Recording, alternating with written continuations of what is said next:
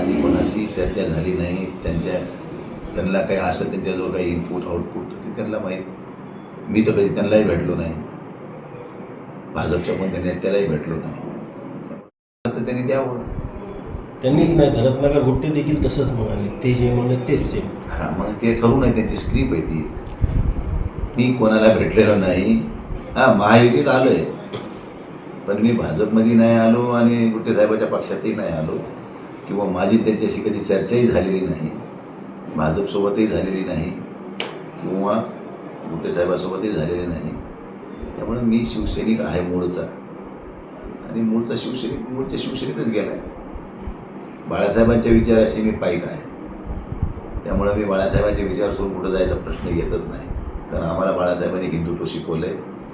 बाळासाहेबांच्या हिंदुत्वाच्या भूमिकेवर आम्ही लहानाचे मोठे झालो, आणि त्यांच्या आदर्शानं, त्यांच्याच मार्गदर्शनाखाली काम करण्याचा आयुष्याच्या शेवटच्या क्षणापर्यंत आमची भूमिका आहे. मध्यंतरी मी 2-3 सभा लोकसभेला झाल्या त्यावेळेसही सांगितलं की माझा जन्म भगव्यात झाला आहे आणि शेवटसुद्धा भगव्यात होतो. त्यामुळे त्याच्या बाबतीत काही खरी होईल, फेरबदल होईल असं करायचं कारण नाही.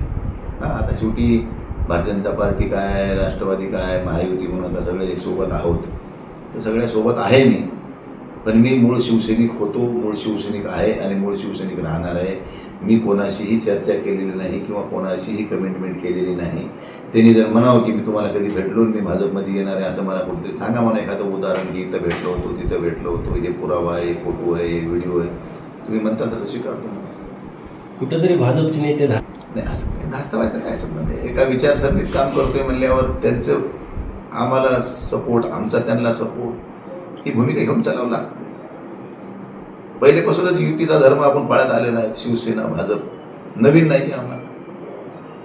त्यामुळं आम्ही ते दोघं एका विचारसरणीतून काम करतोय म्हणल्यावर आम्ही एक दुसऱ्याला समजून घेऊन चालावंच लागेल आम्हाला, ते काही जरी असलं तरी शेवटी.